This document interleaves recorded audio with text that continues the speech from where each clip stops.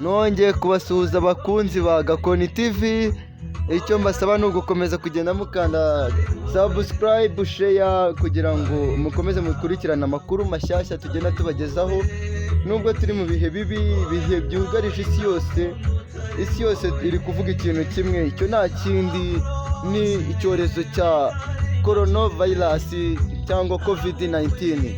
Ariko nkatwe nk'abanyamakuru ba Gakondo TV ntabwo twebwe dusiba gukora, twebwe turakomeza tugakora nubwo tuba turi mu bihe bibi kugira ngo abakunzi bacu batabura ibyo bareba cyangwa ibyo bumva. Rero uyu munsi nifuje kubagezaho umusore muto cyane ufite impano yo kuririmba. Impano muri Gakondo si twumvaga yuko twatunga umusore nk'uyu muri iki gihugu cyacu wabasha kuririmba nk'aba Masamba Intore n'abajire Sentore. Reka tubumvishe iyo ndirimbo muri kumvamo niye yikoreye ku giti cye, nta muntu ari kumwe muri iyo ndirimbo, ahubwo ubwe yumvisha afite imana aravuga akanyitware muri studio ndebe ko hari ikintu byangezaho. Uwo musore nta wundi bamwita niyo mugabo Isa umuhungu wa Manzi, Isa utuye mu karere ka Kayonza, rwose ahantu hari kuvuka impano nyinshi muri iki gihugu.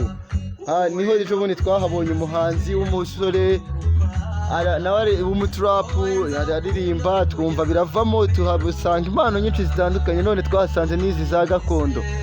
Ngoma ko yaritabira ibirori arabikora. Reka tumwumvishe indirimbo ye neza, mubanze namwe mwiyumvire, impano ni nyinshi cyane.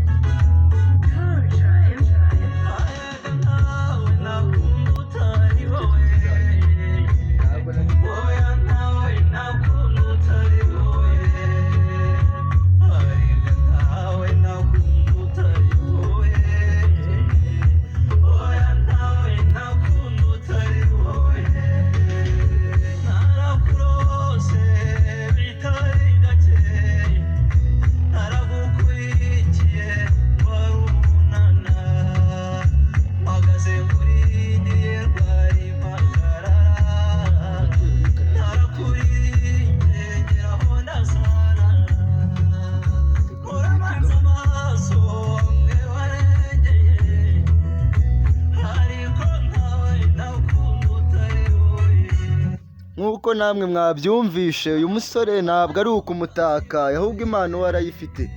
Sinzi impamvu mutari kubyumva, namwe mumbwire uko mubyumva. Impano ayikomeza arayifite cyangwa arabeshya? Twebwe muri kuvugana ni Gakondo TV.